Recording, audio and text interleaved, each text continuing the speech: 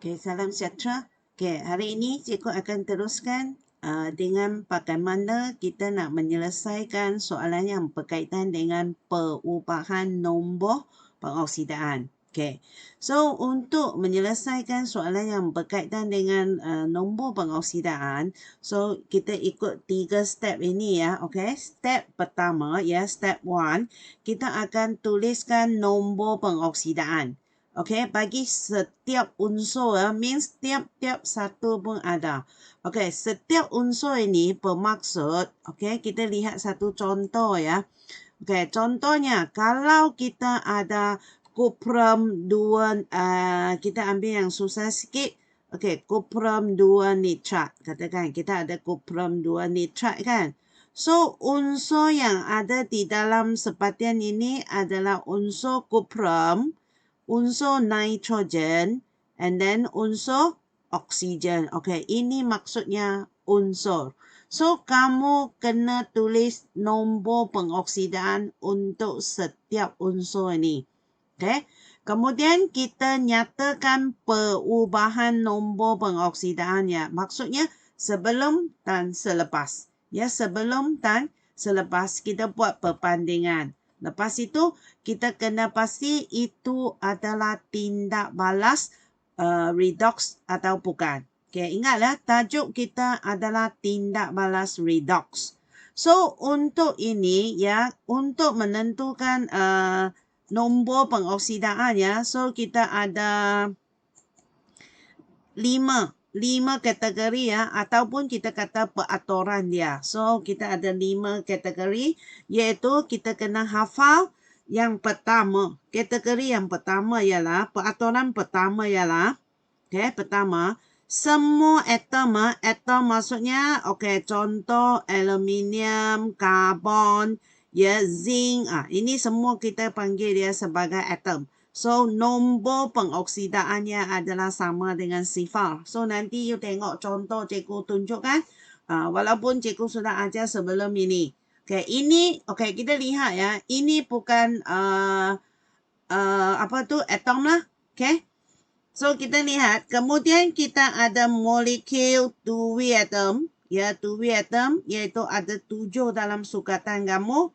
Okey, saya ambil beberapa saja. Contohnya klorin, bromin, oksigen, ya, hidrogen. Okey, semua ini nombor pengoksidaannya sama juga, adalah sama dengan sifar. Okey. Kemudian kita ada ion ringkas. Contohnya kalau saya ada sepatian ionik, saya pecahkannya kepada ion ringkas dia. Okay, so ion ringkas adalah sangat-sangat senang. Nombor pengoksidaan adalah sama dengan charge ion itu. Charge ion itu. Okay, lepas itu kita ada kategori yang keempat iaitu ion kompleks. Ya, kompleks means dia adalah terdiri daripada 2 jenis unsur atau more than that. Ya, di mana kalau kita tengok formula ion itu, dia mestilah terdiri daripada huruf besar yang berbeza. Okey. Kemudian kita ada sepatian ion, and then ada covalent, sepatian ion ataupun sepatian covalent. Okey, ini kita kena gantikan X seperti yang apa kita buat sebelum ini. So, kita gantikan X. Contohnya, dia nak cari nombor pengoksidaan untuk nitrogen ini. Nitrogen ini dalam sepatian ion ini, okey, kita kena gantikan ini sebagai X. Itu nanti kita itu memang you sudah praktis lah sebab lesson itu cikgu sudah ajar. Okay, now kita pergi next. Kita tengok ini. Okay, so kita cuba tukar color sebab the garis itu cikgu sudah guna warna purple. So, okay, so come. Ini cikgu sudah tunjuk ya. Okey, kita dapati ini ialah sepatian ion. Ya, ini asid hidroklorik adalah sepatian covalent yang boleh larut dalam air. Kita dapati dia adalah dalam bentuk aqueous juga. So, magnesium klorida. garam seperti ion yang larut, yang terlarutkan, kemudian kita ada air. So, cikgu tulis nombor pengoksidaannya. So, MgO ini kamu boleh pecahkannya ion-ion dia. So, saya cuba pecahkan dua ion ini ya. Okey, ini kalau saya pecahkannya kepada ion ringkas, dia adalah terdiri daripada ion ini. So, ini adalah H plus Cl minus. Okey, ini semua kita dapati adalah ion ringkas. Kalau ion ringkas, nombor pengoksidaannya adalah sama dengan charge dia. So, ini saya akan tulis dia sebagai positif 2, negatif 2, positif 1, negatif 1. Magnesium sama, bila dia berbadu dengan satu ion negatif lagi, dia mesti wujud sebagai ion ringkas. So, positif 2, magnesium, ion magnesium.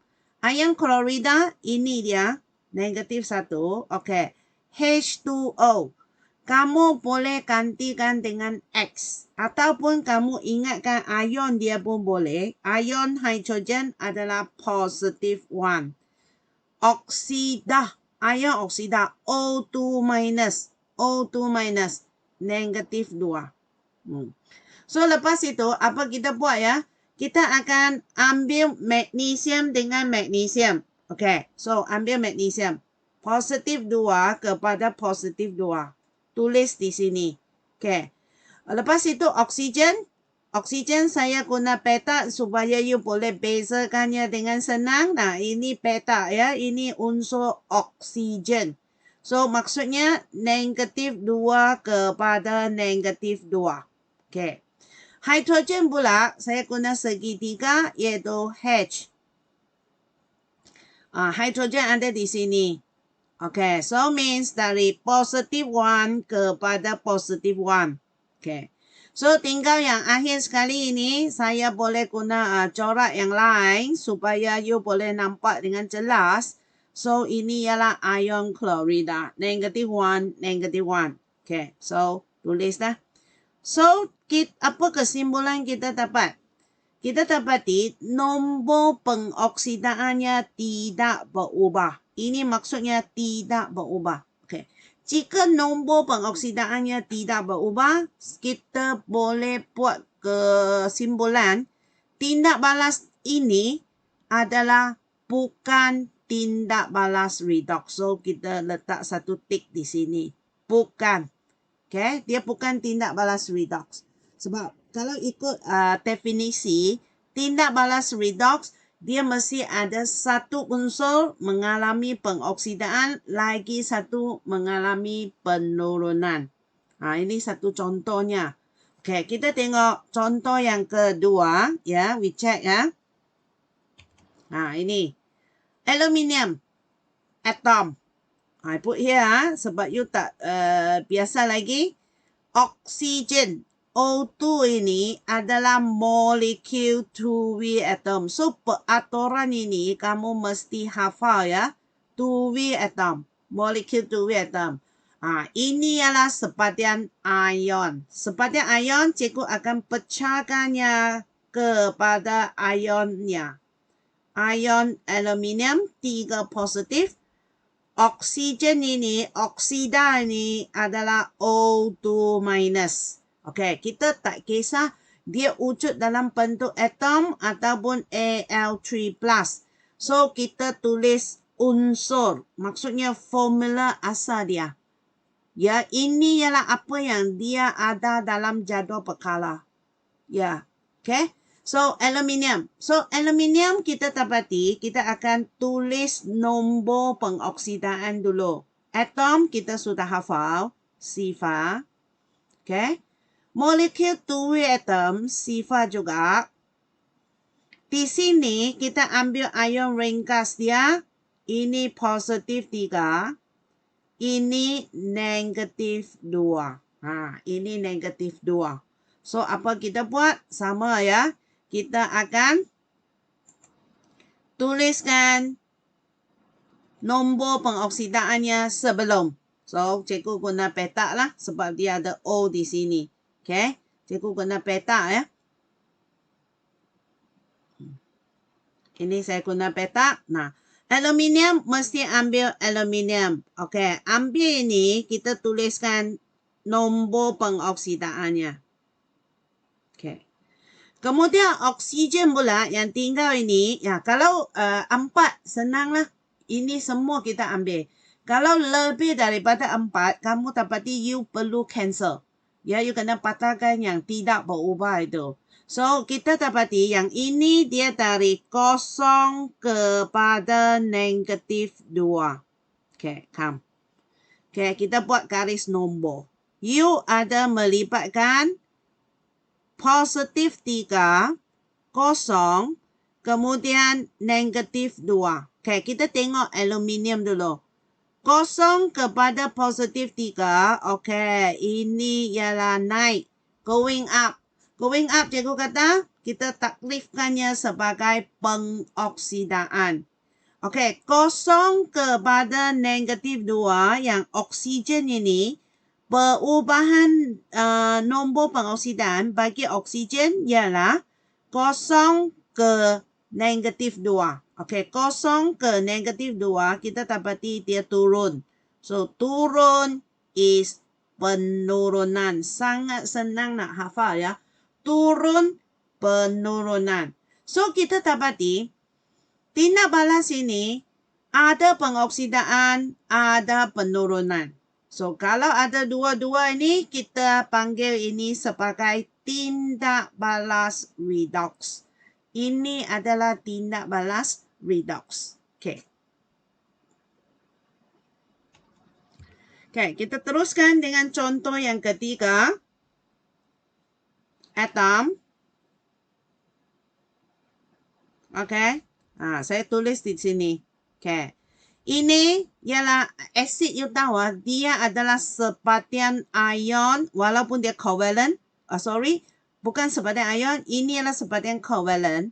Tapi oleh sebab asid ya, dia mesti mengion menjadi ion. So asid ya, ini ialah sifat special untuk asid. Dia boleh mengion. Mengion maksudnya tercerai menjadi ion. Okay, mengion menjadi ion. Menjadi ionnya. Okay, ion positif dan ion negatifnya. Maksudnya cation dan anion lah. So, ini asid ya, kena tahu ya. Actually, ini mestilah wujud sebagai ion walaupun dia sepatian covalent. Okay, ini ialah garam yang terlarutkan, sepatian ion. Okay, sepatian ion. Sepatian ion maksudnya dia mesti wujud sebagai ion dia lah.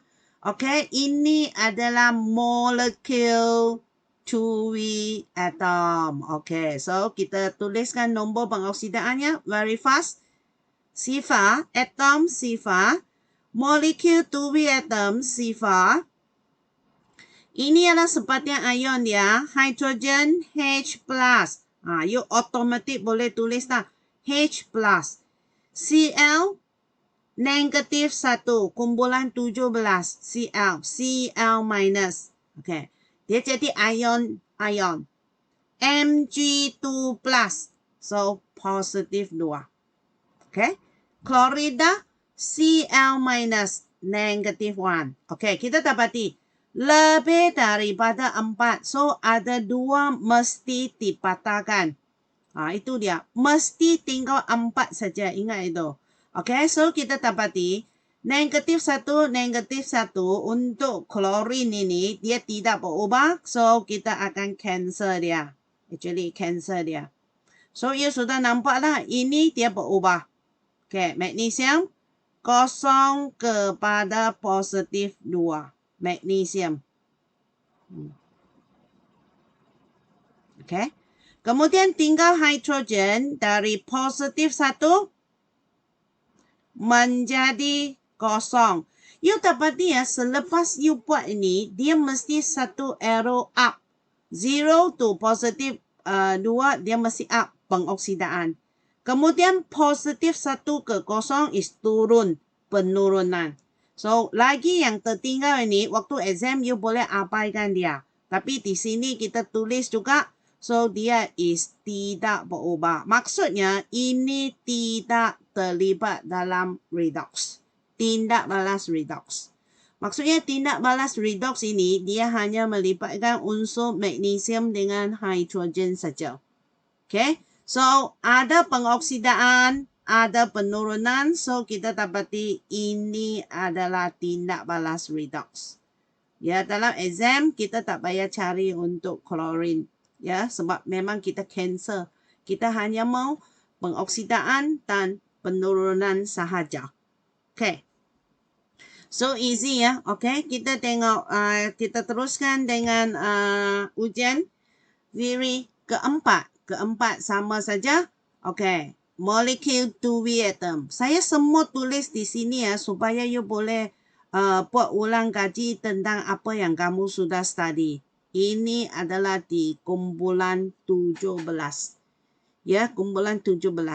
Okay, ini ialah sebatang ion. Ya, sebatang ion. Okay. KCl, kalium is logam, bukan logam, so sebatang ion. Okay. Ya. Bromine, Br2, molecule 2V atom. Molecule 2V atom. Okay, kita tulis lah. Kosong. Kosong. So, molecule 2V atom mesti sifar. Okay, kalium, K plus. Br minus, cikgu tulislah di sini. Kalium, ulang. Klorida, Cl minus. So, you boleh tulis dengan senang saja. Positive 1, negative 1, positive 1, negative 1. Okay, ada 6. Mesti ada 2 dipatahkan. Kita tengok dia mana yang tidak berubah. Jangan silap. Tengok baik-baik. Kita dapati yang tidak berubah adalah kalium. Positif 1. Selepas tindak balas masih kekal positif 1. Maksudnya you boleh abaikan ini. Tak payah buat pun tak apa. You boleh abaikan dia. Sebab yang penting dia mesti ada satu naik, satu turun. Okay, kita tengok klorin. Cl mesti berpasangan dengan Cl lah. Iaitu dari 0 to negative 1. So, ini turun lah. 0 to negative 1. Dia turun lah. So, penurunan. Ini pula daripada negative 1. You mesti ikut ini baik-baik down. Untuk lesson yang akan datang, dia adalah lanjutan daripada sini. So, lesson awal-awal ini sangat-sangat penting untuk membina asas kamu. Okay. Negative 1 to 0. Negative 1 to 0. Okay, actually ini semua melibatkan 0 and negative 1 saja. So, you guna garis nombor. 0. Saya silap ini. Tak apa, cikgu padamkan dulu ya sebab saya silap. Saya tak mau tanda di sini.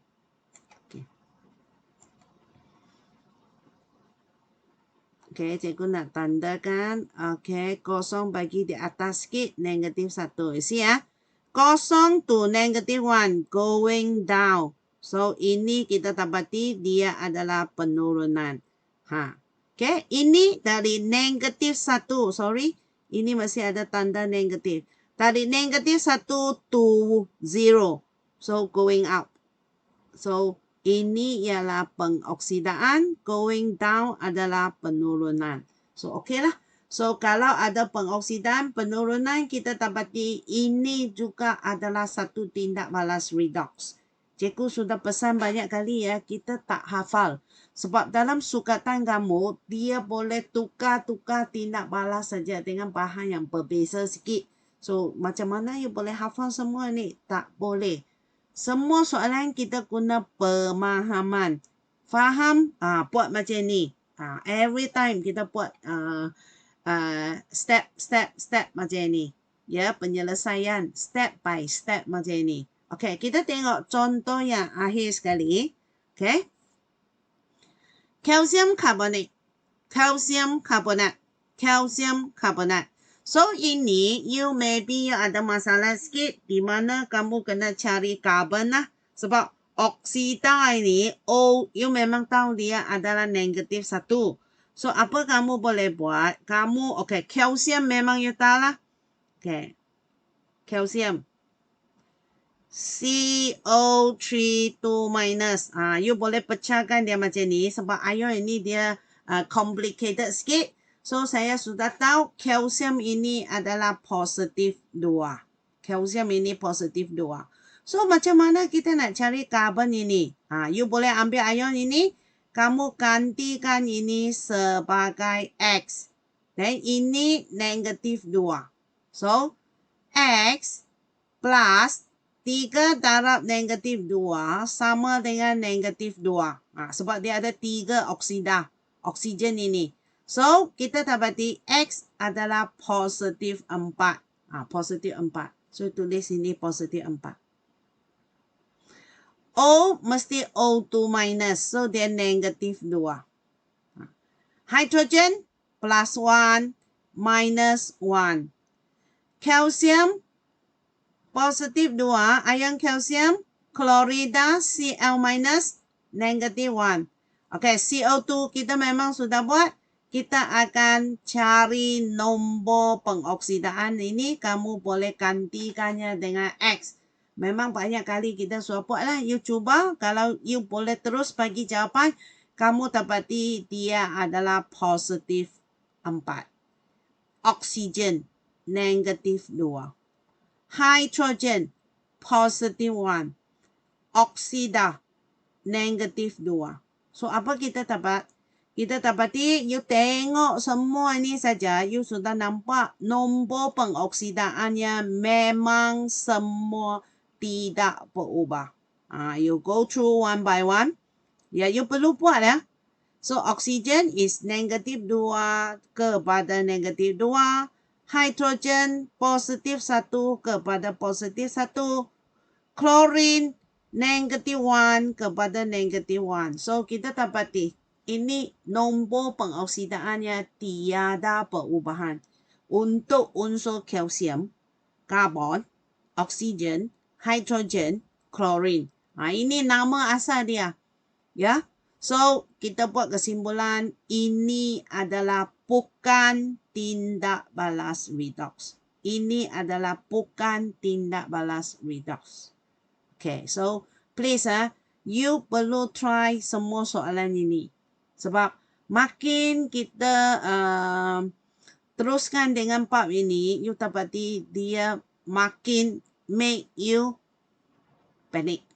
Sebab kalau awal-awal ni, yang asas ini, you tak mau terima dia. So, yang seterusnya lagi susah untuk kamu terima. Itu saja untuk jawapan ini. Tolong semak ya semua.